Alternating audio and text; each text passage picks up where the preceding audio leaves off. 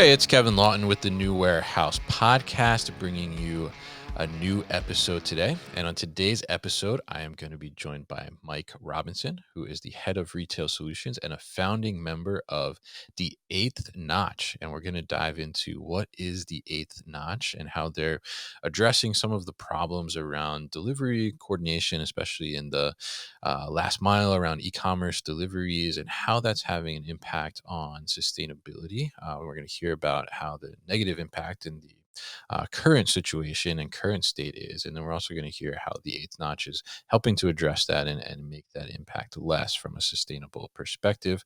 And also I want to hear about too, the Eighth Notch, where that name come from. So we're going to find out the journey here and how they came up with this idea. So Mike, welcome to the show. How are you? Thank you, Kevin. I'm glad to be here. Excited to tell some origin stories and tell some stories about what we're attempting to do at the Eighth Notch. Absolutely. I'd love to hear the origin story. So let's get into that. Let's hear a little bit about your background and Yeah, how you came to be one of the founding members of the yeah. Eighth Notch and what that's all about. I have to say, like, it sounds like a founding member, the Eighth Notch. It sounds like a secret club or society or something like that, I have to say. I will teach you the handshake later on if you want. Oh, I Right? You appreciate that. are you Definitely. are you are in the club now. Oh, Um, a little bit about my background, and then I'll go into the origin story of the name, and then I'll talk about the company as well.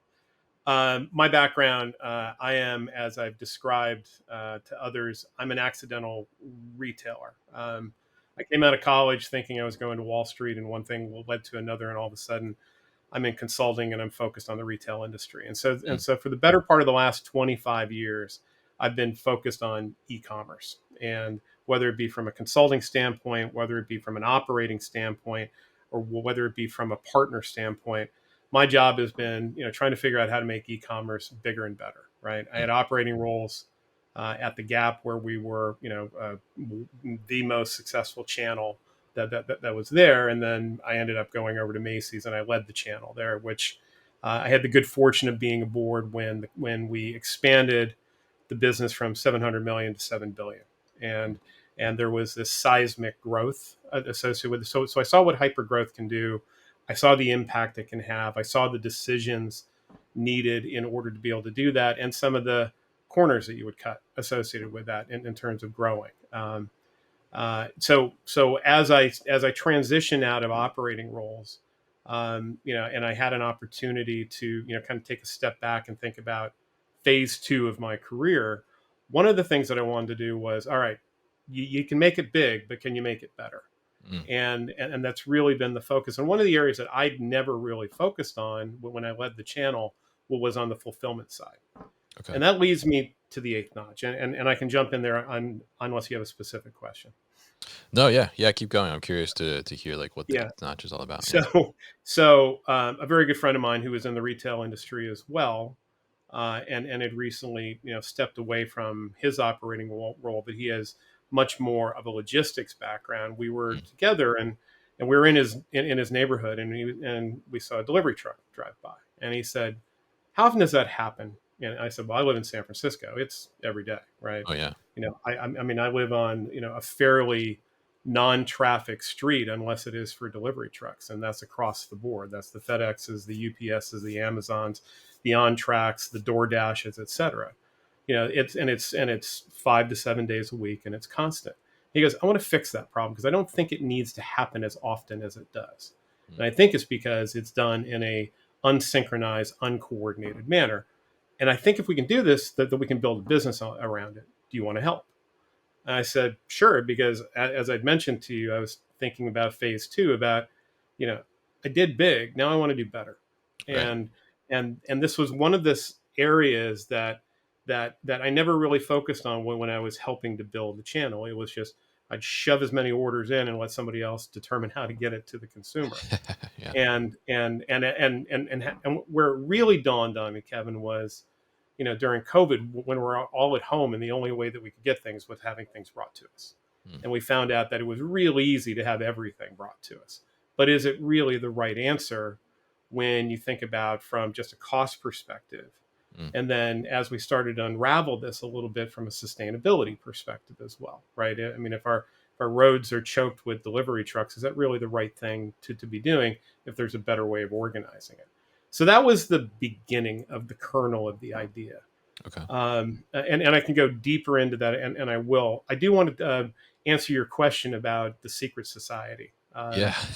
It's it's not a secret society. The Mhm. the uh, the eighth notch is actually an homage to the founder's father. His father was Okay. in the railroad business, Mhm. and he actually was an engineer.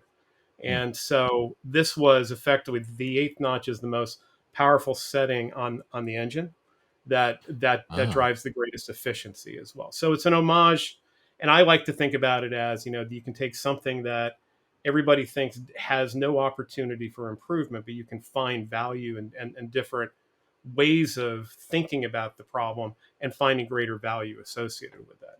So we adopted it. We've shortened it to T8N because the eighth notch is a bit of a mouthful. T8N is, everybody has a acronym associated with it, and we do have a secret handshake that I will tell you later on about. Okay, we'll take that off the recording offline there. We don't want everybody to think that's handshake, but yeah, I mean, I think it's very interesting. I mean, to hear that journey, and I love too that you looked at it from the perspective of like, okay, I've done the really big, and now like I want to do better, and like how do I focus in on making some of these parts of the really big things that are happening? How do I make some of these parts better? And I think it's very interesting there. And so, I mean, I'm curious in that regard, as you looked at this problem, right, where you see that these delivery trucks, and you're absolutely right. I mean, I'm not in the most populated area where I'm at. There's a lot of farms around me and things like that, but still, like those delivery trucks, I see them. They're coming every day. I mean, and so much so that people around me, they have boxes like just in their front yard specifically for deliveries, right? So Right. so the frequency of deliveries, I mean, is certainly there no matter where you are, but obviously more and more, the more densely populated you get. So talk to us a little bit about kind of the root cause of this problem around the coordination of these deliveries Yeah. and drop offs. Yeah, and I'll mention Amazon in a couple of things because I think they're a Mm, root cause and they are also yeah. a driver of adoption in many ways. Mm, They condition the entire industry to believe that fast was the most important thing. And so as soon as I get an order, how do I figure out how to pick, pack, and ship and get it out as quickly as possible? Because my consumer has been conditioned to believe that fast is the only option that makes sense. mm, I think we recognize now that there's a significant amount of consumers that really want to understand convenience associated and really want to understand scheduling around that. And an increasing amount of consumers that are thinking about it from a sustainability standpoint. But that's the back that we needed to break first, mm, which was really around how do we answer the speed question, right? Because if somebody has said, I'm providing my customer with a 5 to 7 day promise window, right? That it's going to end up in there somewhere along the way. The retailer would focus on the front end of that because they felt mm, that was the most important thing. What we're telling them is you're leaving a lot of opportunity on the table because of this extra time. And how do you use time differently? Because if you allow me to be able to look for things because I have the ability to look throughout the entire network of everything that's already in motion to your address, I can connect it to another package that's already there. And based on that, I can say when it should start its journey to be able to flow through the network and end up in the final sort hub and in the back of the truck. So that when the driver gets to your house, he's delivering two packages, not just one. And mm, that's the crux of what we're doing, right? It works in both from a retailer that may be shipping from multiple locations in a split shipment scenario, right? Because they've got inventory all over the place, to be able to synchronize when they start their journeys instead of ship them out as quickly as possible and they end up there on staggered days. mm, Stagger when they start their journey so they all end up there on the same day, and we can connect to other retailers as well. And the thing that that really drove it home for me when I finally understood that this was something that was real mm, is that I kept wondering why every time I ordered something from the company I worked for, Macy's, it would show up at the same time that an Amazon box did, Mm. because Amazon was doing this, right? Right. Yeah. That they're already outthought the rest of the industry and said, well, Mike's already got, something coming from Macy's as well. I'll just have Amazon. I'll have his Amazon delivery just ride along with that one as well, and Mm. they'll reap the benefit of it. And the value unlock, and the thing that really made it incredibly salient for me was understanding what happens when a delivery truck doesn't need to stop in front of your house, the driver get out, drop something off, he gets back in, moves it, and stops at another location. It's called a delivery stop. Mm. When you can take that need for that stop out, there's multiple dollars that are saved, and there's 800 grams of CO2 that are saved as well. Mm. And our journey was, well, when we know we can build the platform, now we got to figure out, can we take advantage of the economics associated with this? And so we worked with one of the major US delivery carriers and said, what if we created a three-way gain share model? Mm. Right? You take the lion's share, you give something to the retailer for changing their behavior and shipping when we tell them to, and you give us value and a component of that each time that retailer ships on the date that we tell them to. And Mm. so they're like, well, shoot, I've got multiple dollar savings. I can Yeah. keep a large percentage of it. I incent the retailer who was asking for cost savings anyways, right? Now I'm giving them something, and I can tell them it's strategic and there's sustainability component to it.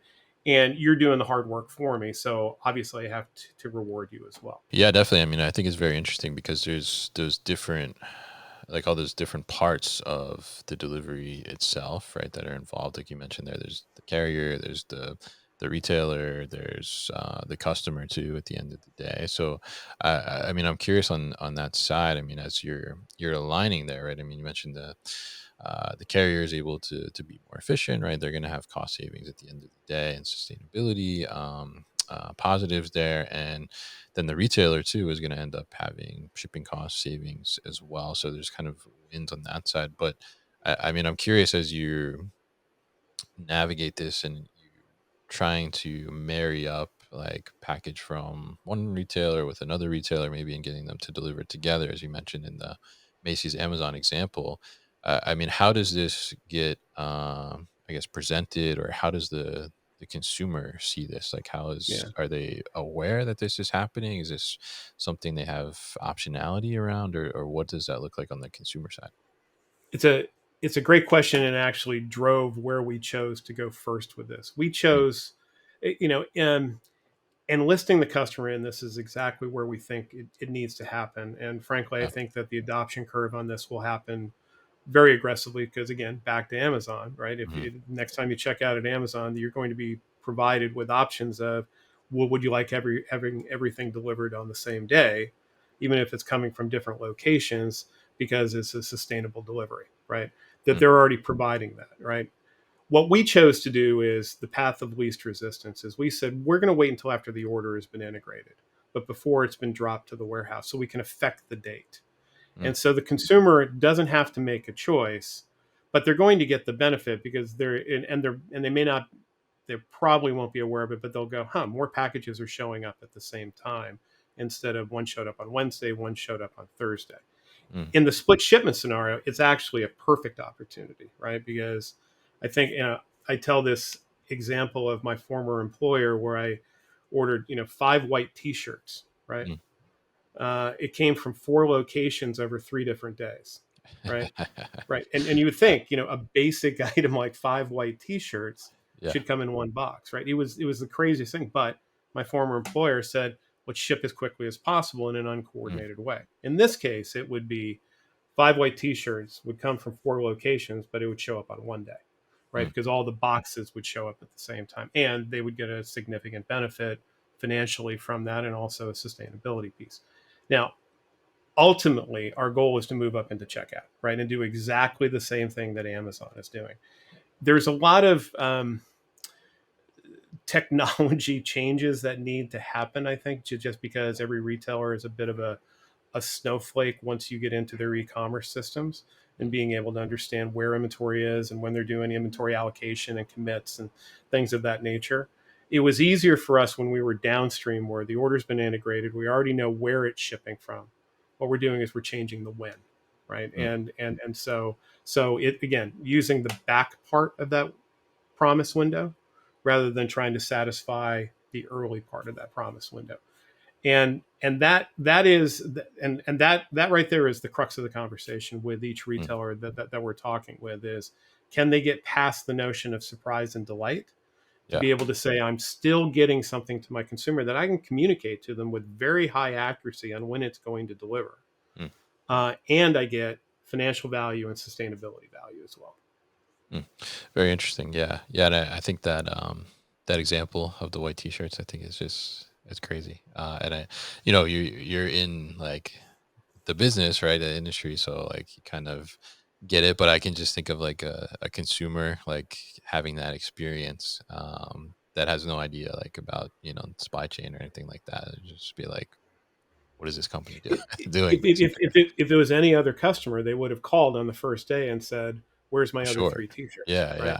and then they Yeah. would have called on the second day and said, "Where's my other two T-shirts?" Right. Yeah. I mean, it didn't make a lot of sense, and again, that's Hmm. that's an inventory allocation Yeah. question, and many retailers have that broken just because of the sheer breadth of their assortments. But this kind of helps solve that problem a little Hmm. bit, and I think ultimately what we want to do is, and we're still relatively early stage with what the retailers are going to do with this, right? Mm. But they have the significant opportunity of starting to communicate to their customers of saying, we're doing everything we can to ensure that we're providing you the most sustainable delivery possible, and we're still doing it inside the commitment that we made to you, right? And so there's a branding component to it.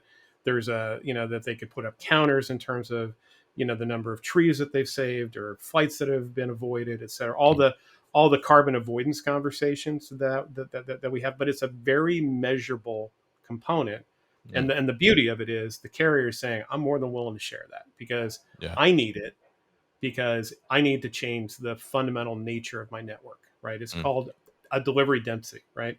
If you can figure out how to increase the amount of packages that the driver has in his hands each time he stops, everybody wins. Yeah.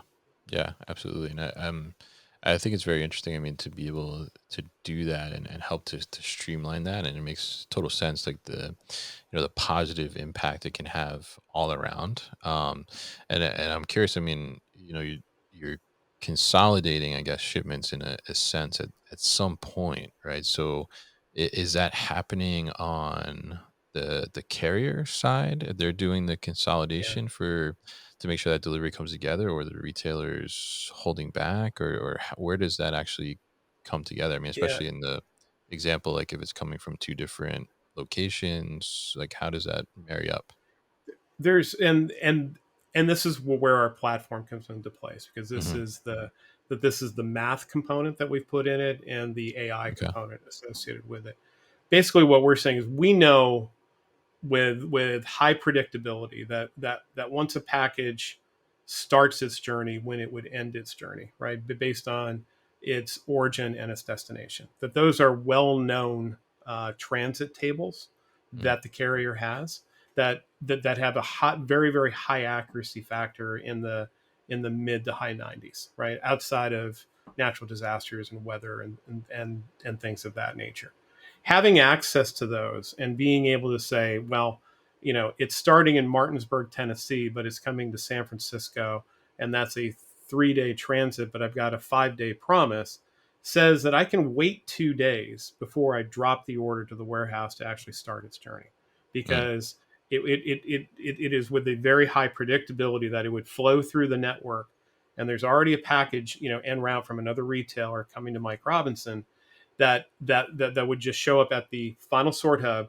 and then go into the truck for the driver to deliver at that point. It's the predictability of the network that allows Mm. us to take advantage of this. But it's also, it just means that the retailer has to think differently about how they process their orders that they get, Right. right? And look, that there's a question around canceling orders, loss orders, inventory moves, right? I mean, that this gets harder when you take it down to a store from a fulfillment perspective, just because of the depth of inventory. But when you're talking about large warehouses and mega centers, this is it's the better way of scheduling work as well, which is Mm, another impact that I'll talk about. Is that somewhere between 15 and 20% of the time, it's no longer first in, first out, right? mm, It's a scheduled amount of work that becomes kind of this repetitive pattern as you go through the work week. And ultimately, we believe that the more and more that people adopt, this number continues to increase, where a warehouse operation becomes more scheduled than frantic, right, in mm. terms of trying to, I got 100,000 orders yesterday, I got to get 100,000 orders out today. It's Yeah. my capacity is 100,000 orders. What's the best combination of them in order to be Mm, able to create the most value? That's where we're headed, right, from a mm, warehouse operation perspective. I told you where we're headed from a consumer perspective, and it's already what we're doing has significant impact on the carrier side in terms of being able to allow them predictability throughout their network as well. mm. Yeah, very interesting, and I think it's great that it's touching on, I guess, like both sides of the table. You could say there, where it's giving that carrier more predictability, and it's really relying on the predictability of that network, but then also communicating that to the operation itself on how to exactly execute, basically. So I mean, I'm curious there. I mean, like, who, I guess, who is your customer? Is your carrier like the customer, or Yeah, the retailer is yeah, the customer? How does that kind of come into play, and where does like the eighth notch ultimately get sure, implemented? sure. No, no, it's the second question that people have to kind of get their heads around, right, Mm, right, because it's a bit non-traditional in terms of the approach that we took with it, right. Obviously, okay. the the model that we took was a little non-traditional in terms of the three-way gain share, Mm, and our go-to-market strategy was a little non-traditional as well. Our primary customer is the carrier, right, mm, right. We go to market through the carrier. We are effectively white labeled. It's a solution that they are positioning in their major accounts.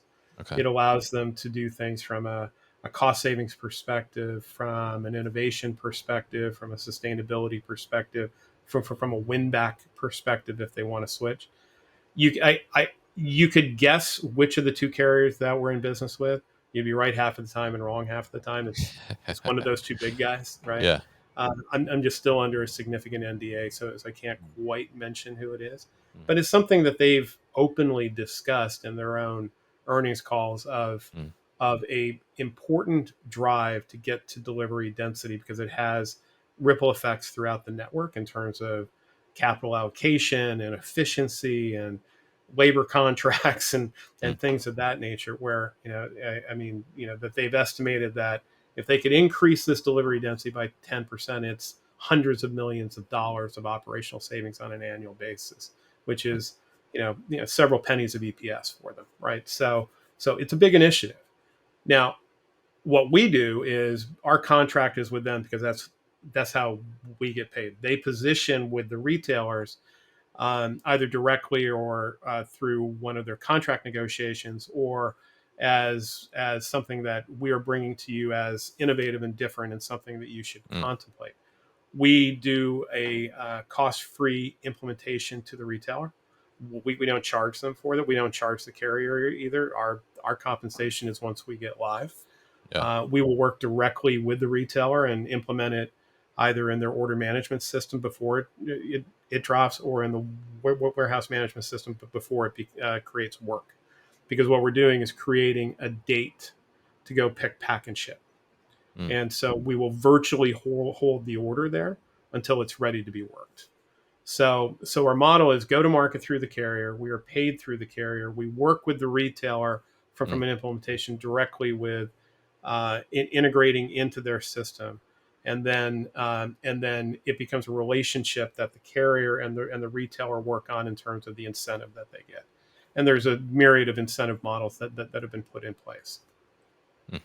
Interesting. Yeah. Yeah. I mean, I think it's interesting, and obviously, it sounds like it's to the benefit of the carrier to want to push that out to their customers and clients, to be able to have that more predictability, and also that density, reduce the frequency that they're going to the same Sure. location, right? And overall resulting in that cost savings, and obviously the reduction on the impact to the environment as well. I think is super important. So it's a very interesting approach and very interesting way to look at it. And I think it's super interesting to understand, like, the I guess we could say maybe the lack of coordination prior to, and how this is coming in to give more sophisticated coordination Yeah. to it, with everybody benefiting at the end of the day. So I mean, as we look at this, the eighth notch, and we look at just delivery coordination, I guess, as a whole, and we look into the future. I mean, what does that look like? Yeah, it's a multi-prong and a Mm, multi-directional future. I think what we're doing right now, the first thing is we're doing exact address match, but there's an opportunity to do proximity match, right? Like I live in an urbanly dense area here in San mm, Francisco, and I watch the driver when he stops. He stops and he services three houses, right? yeah. He services one to the left, he services mine, and he services one to the right. That becomes an opportunity as well because that's something that we're not doing, right? Mm, Multi-unit apartment buildings, the same type of thing, right? Right. You've got the verticality component of that as well, and being able to say everything going to this apartment building, regardless of the apartment number, right, mm, becomes a density option because effectively, some days the truck could probably just pull up and say, "This is my only stop of the day." mm, And then what we're really looking at is route compression, right? Trying to figure out how to minimize the number of stops that happen in a route, maybe the number of days that the routes are actually done, right?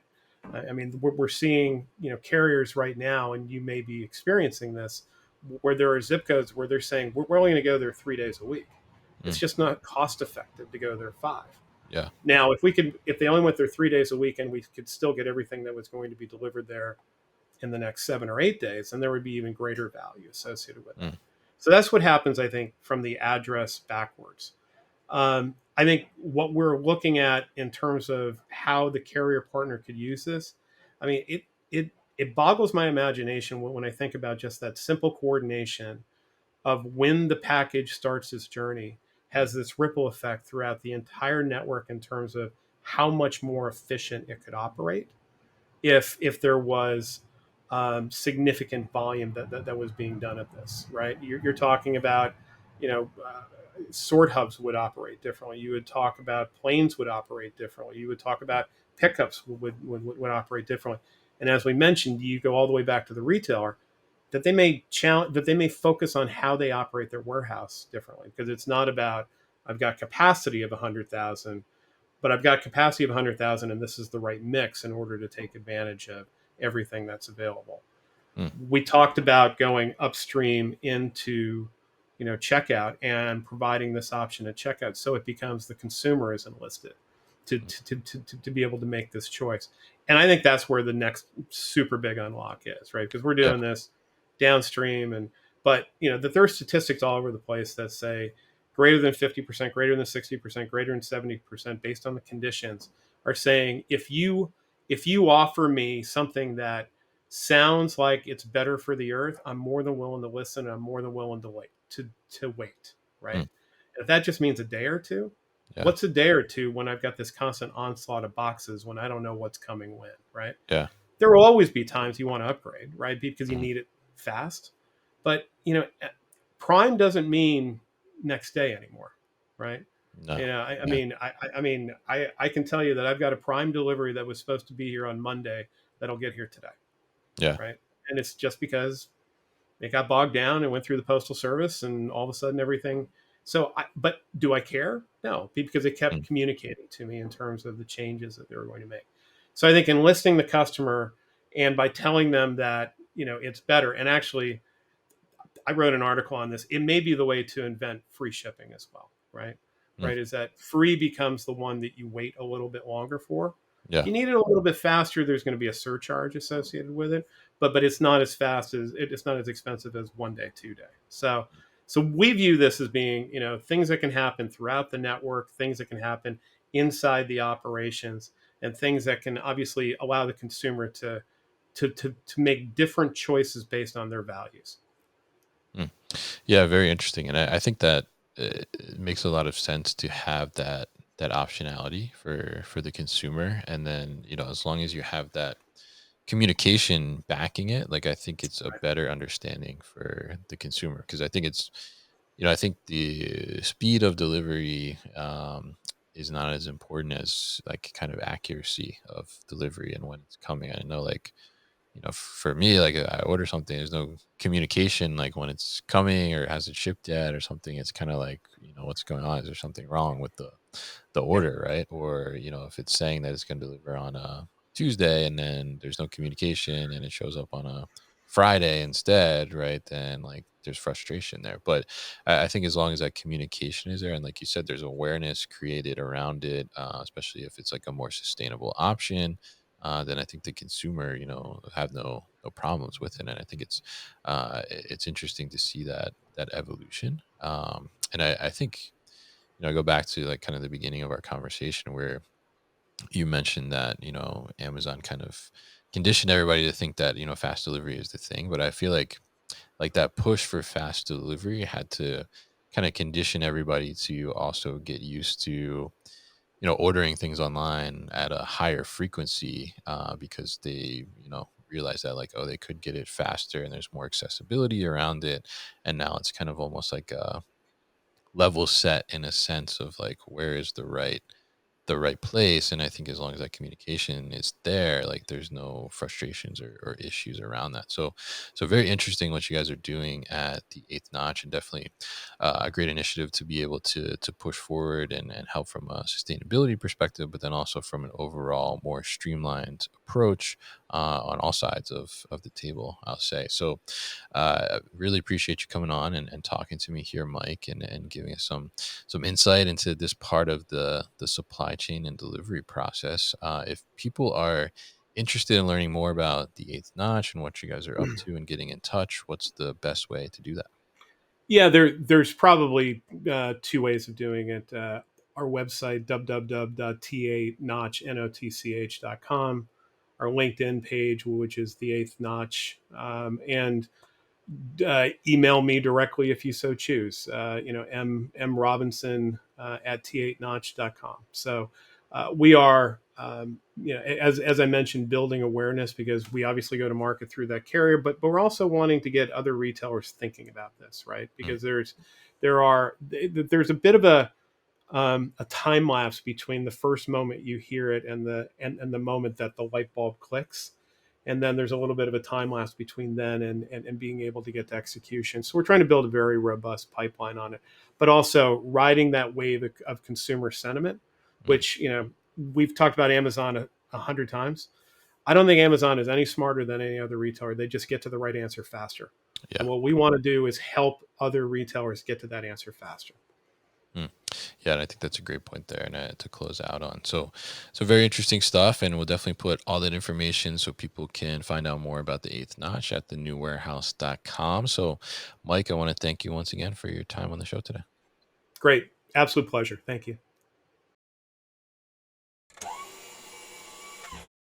Hey guys, thank you so much for tuning into today's video here on our YouTube channel, The New Warehouse Podcast, and I appreciate you tuning in. If you liked what you saw, make sure you subscribe to our channel, and if you like this video in particular, make sure you like it as well. And if you want to get this great t-shirt that you see in the video behind me, Warehouses Are Sexy, head to warehousesAreSexy.com and get your own.